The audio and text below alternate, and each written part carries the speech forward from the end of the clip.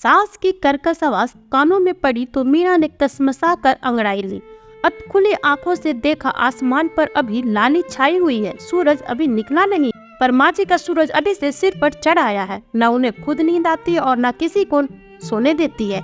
एक गहरी खींच सी उभर आई उसके चेहरे पर। परसों ही उसकी नींद जल्दी टूट गई थी। लेटे लेटे कमर में दर्द कर रही थी। वो उठ गई और अपने लिए चाय बनाने लगी। खटर पटर सुनकर माँ जी की नींद टूट गई। बोल पड़ी, इतनी जल्दी क्यों उठ गई बहू? कौन सा लंबा चौड़ा परिवार है जिसके लिए तुम्हें खटना पड़ेगा? गुस्से से मीना का तन बदन सुलग उठा था। आखिर यह चाहती क्या है? जल्दी उठो तो मुश्किल, देर से उठो तो मुश्किल। बोलने का बहाना भर चाहिए इन्हें। अभी तो उसे यहाँ आए हुए मुश्किल से 2 माह ही हुए थे, पर लगता है मानो 2 युग ही गुजर गए हैं।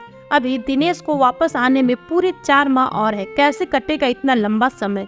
शुरू से ही संयुक्त परिवार के प्रति एक खास तरह की अरुचि सी थी उसके अंदर।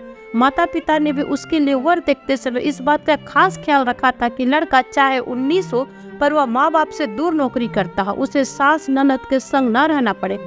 आखिर काफी खोजबीन के बाद उन्हें इच्छा अनुसार दिनेश का घर मिल गया था। दिनेश का परिवार भी छोटा सा था। माँ बाप और छोटी बहन। वह घर से अलग दूसरे शहर में एक कॉलेज में अध्यापक था। सौम्य और सुदर्शन व्यक्तित्व वाले दिनेश को सबने पहली नजर में ही पसंद कर लिया था। शादी के बाद मीना 8-10 दिन ही ससुराल रही थी। इन चंद दिनों में सबका थोड़ा थोड़ा स्वभाव उसके आगे उजागर हो गया था। बाबूजी गंभीर स्वभाव के अंतर्मुखी व्यक्ति थे। ज्यादा बोलते या बतियाते नहीं थे, पर उनकी कसर माँ जी पूरी कर देती थी। माँ जी जरा तेज तरार थी। सारा दिन बकझक करना उनकी आदत थी। ननद पम्मी एक प्यारे से हंसमुख लड़की थी, उसकी हम उम्र की। माँ जी हर बात में नुक्ताचीनी कर के बोलने की कोई न कोई बहाना ढूंढ लेती थी, पर उनकी इस आदत पर न कोई ध्यान देता और न उनकी बातों को गंभीरता से लेता था। बाबूजी निरपेक्ष से बस हाँ हूँ करते रहते। 10 दिन बाद ही दिनेश नौकरी पर वापस गया तो वो भी साथ चली गई। दिनेश को कॉलेज के पास ही मकान मिला हुआ था। मीना ने सुगड़ हाथों से जल्दी ही अपनी गृहस्थी जमा ली। दिनेश भी अपने पिता की तरह धीर गंभीर था। मीना कई बार सोचती कि एक ही परिवार में ये कैसा विरोधाभास है, कोई इतना बोलने वाला है और कोई इस कदर अंतर्मुखी। अभी उसकी शादी को 3 माह ही हुए थे कि दिनेश को विश्वविद्यालय की ओर से 6 माह के प्रशिक्षण के लिए विदेश भेजने का प्रस्ताव हुआ। मीना भी बहुत खुश थी। दिनेश उसे बाहों में समेट कर बोला, मीना तुम्हारे कदम बड़े अच्छे पड़े हैं। बड़े दिनों का अटका काम हो गया। 6 माह तुम माँ और बाबूजी के पास रह लेना, उनका भी बहू का चाव पूरा हो जाएगा। मीना जैसे आसमान से गिरी। इस ओर तो उसने ध्यान ही नहीं दिया था। अचानक उसकी आंखें भर आए और वह बोली, नहीं मैं तुम्हारे बिना वहाँ अकेली नहीं रह सकती, मुझे भी अपने साथ ले चलो। नहीं नहीं मीना, यह संभव नहीं है। मैं फेलोशिप पर जा रहा हूँ, वहाँ हॉस्टल में रहकर कुछ शोध कार्य करना है। तुम वहाँ कहाँ रहोगी? 6 माह का समय होता ही कितना है, पलक झपकते समय निकल जाएगा। फिर तो सब कुछ आनंद फानन में हो गया। 1 माह के अंदर ही दिनेश विदेश चला गया।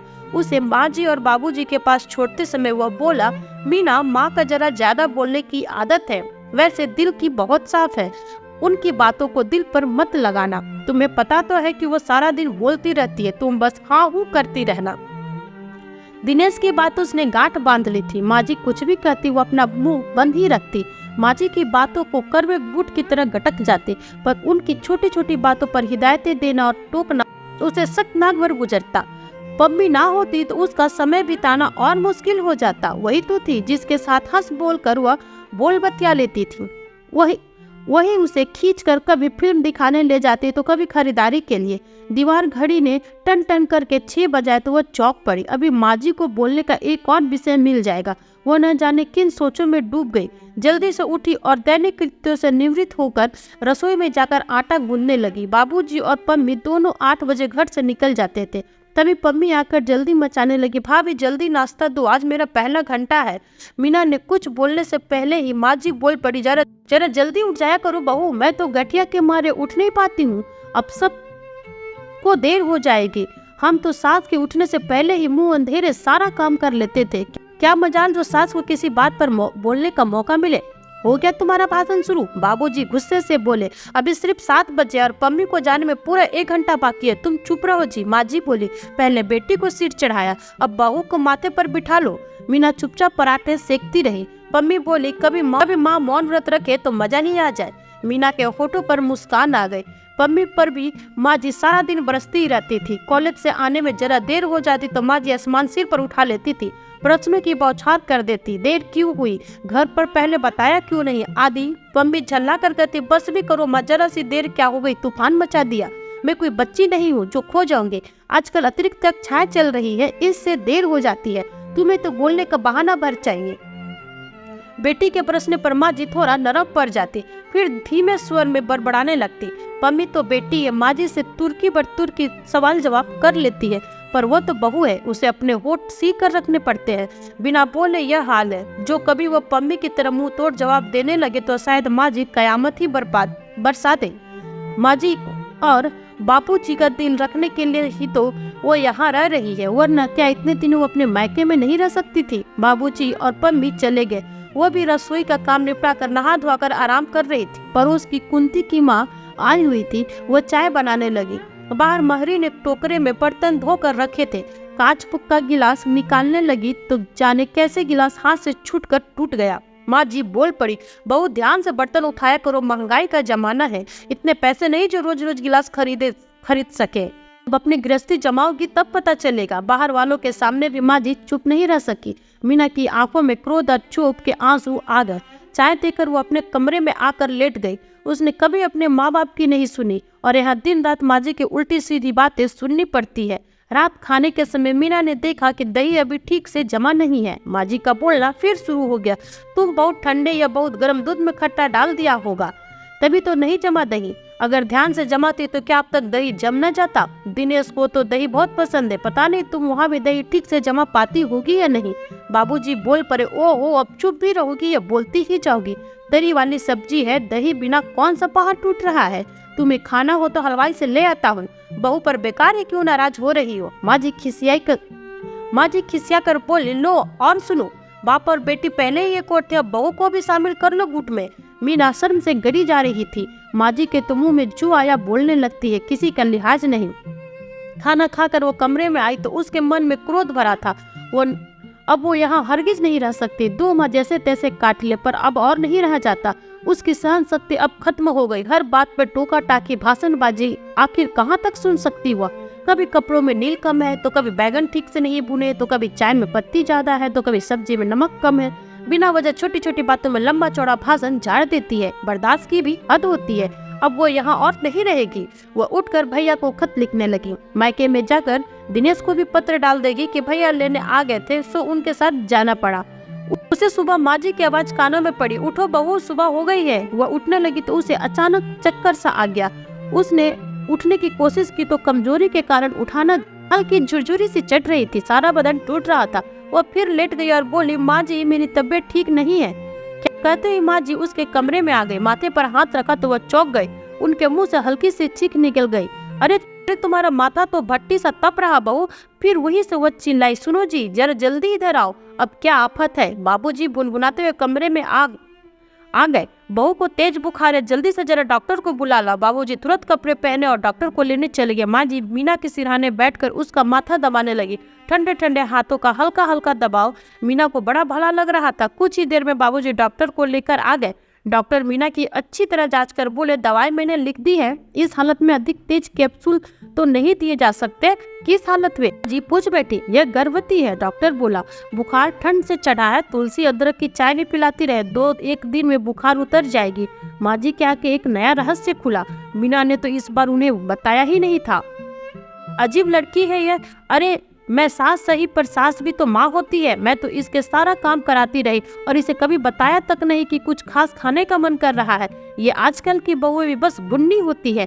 एक हमारा जमाना था, हमें बाद में पता चलता था और सास को पहले ही खबर हो जाती थी। अब बताओ, मैंने तो कभी इससे यह भी नहीं पूछा कि क्या खाने की इच्छा है, तो अब पूछ लेना, काफी वक्त पड़ा है, इस समय बहू को सोने दो। बाबूजी बोले और कमरे से बाहर चले गए। माँ जी अपनी खाट मीना के कमरे में ले आई। रसोई का काम पम्मी को सौंप दिया था, इसलिए माँ जी का आक्रोश उस पर बरसता। इतनी बड़ी हो गई है पर खाना बनाने की अकल नहीं है। गोभी में पानी तैर रहा है और दाल इतनी गाढ़ी है कि उल्टियाँ बन गई है। 10 बार कहा है जरा अपनी भाभी के साथ हाथ पटाया करो, कुछ सीख जाओगी। पर ओहो माँ, शुरू हो गई तुम। एक तो खाना बनाओ, ऊपर से तुम्हारा भाषण सुनो। मुझसे खाना बनवाना है तो चुपचाप खा लिया करो, वरना खुद करो। माँ जी बड़बड़ाने लगी। इन बच्चों को तो समझाना भी मुश्किल है। माँ जी 2-2 घंटे बाद अदरक सौंफ वाला दूध लेकर मीना के पास आ जाती। खुद अपने हाथों से उसे दवा देती। रात भर माथा छू छू कर उसका बुखार देखती। अपने प्रति माँ जी की इतनी चिंता देख मीना हैरान थी। बरबोली माँ जी के अंदर उसकी इतनी फिक्र और उसके प्रति इतना प्रेम आज तक कहाँ समझ पाई थी वो तो माँ जी के बोलने और टोकने पर ही सदा खींचती रही। मीना 4-5 दिन बुखार की चपेट में रही। माँ जी बराबर उसके सिरहाने बनी रही। उसे दवा, दूध, चाय, खिचड़ी आदि सब अपने हाथ से देती थी। कई बार मीना को लगता जैसे उसकी माँ ही सिरहाने बैठी है। उसका बुखार उतर गया था, पर माँ जी उसे अभी जमीन पर पाँव नहीं रखने देती थी कि कहीं कमजोरी से दोबारा बुखार न चढ़ जाए। दोपहर पड़ोस से चाची उसका हाल पूछने आई थी। उसके माथे पर हाथ रखकर बोली, माथा तो ठंडा पड़ा है, बुखार तो नहीं है? मीना ने जवाब दिया, हाँ, अब कल से बुखार नहीं है। बाद में माँ जी और चाची बाहर आंगन में बैठकर बातें करने लगी। चाची बोली, आजकल की बहुएं भी फूल सी नाजुक होती है। हम भी तो इस भरी सर्दी में काम करते, पर हमें तो कभी ताप नहीं चढ़ता। ये तो बस छुई मुई सी है। फिर फुसफुसा कर बोली, अरे बहू को बुखार भी है, ये यूं ही बहाना किए पड़ी है। आजकल की बहुओं को तो तुम जानो, ऐसी ही होती है। तभी माँ जी का तीव्र स्वर सुनाई दिया, बस तुम्हारा दिमाग भी कभी सीधी राह पर नहीं चला। तुमने भी कभी अपनी बहुओं को दुख दर्द को समझा नहीं। तुम्हें यह मत भूलो कि बहुएं भी हार मास की बनी है। मैंने तो मीना और पम्मी में कभी फर्क नहीं किया है। तुम भी अगर यह बात समझ लो तो तुम्हारे घर की रोज की चक खत्म हो जाए। चाची खिसियानी सी हो गई। मैंने जरा सा क्या बोला, तुमने तो पूरी रामायण बाँच दी। यूं ही बात बात में निकली थी तो मैं बोल पड़ी थी। हाँ, आज तो बोल दिया। आगे से मेरी बहू के बारे में यूं ना बोलना। माँ जी के अंदर अब भी आक्रोश था। मीना लेटी लेटी हैरान सी माँ जी की बातें सुन रही थी। सचमुच वो माँ जी को जान ही कहाँ पाई।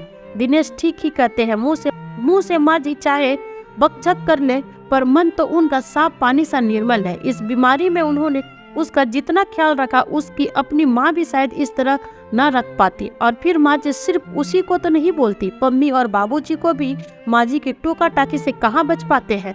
यह तो माँ जी का स्वभाव है। वैसे इस उम्र में आकर औरतें अक्सर इस स्वभाव की हो जाती है। उसकी माँ भी तो कितना बोलती है, पर फर्क सिर्फ यह है कि वह माँ है और यह सास है।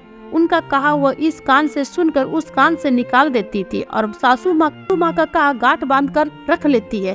तभी उसने सिक्के के एक पहलू को देखा था। दूसरा पहलू तो अब देखने को मिला, जिसमें ममता और प्रेम भरा है। मीना उठी, मेज पर रखे भैया को लिखा खत उठाया और उसके टुकड़े टुकड़े कर दिए। मायके जाने का विचार उसने छोड़ दिया। दिनेश के आने तक वो माँ जी के साथ ही रहेगी। माँ जी का ममतापूर्ण और करुणामय रूप देखकर अब इस घर से जाने की इच्छा ही उसे नहीं थी। सास के इस रूप से हर बहू अनजान होती है, पर सास भी माँ होती है। अगर आप बेटी बने तो चुपी माँ के इस रूप के लिए एक लाइक तो जरूर कर दीजिएगा। साथ ही ऐसे ही मोरल, मोटिवेशनल, इंटरेस्टिंग स्टोरी सुनने के लिए चैनल को सब्सक्राइब कर ले। ओके फ्रेंड्स, फिर मिलूंगी आपसे न्यू वीडियो में न्यू कहानी के साथ। तब तक अपना ख्याल रखें और स्वस्थ रहे। Bye bye.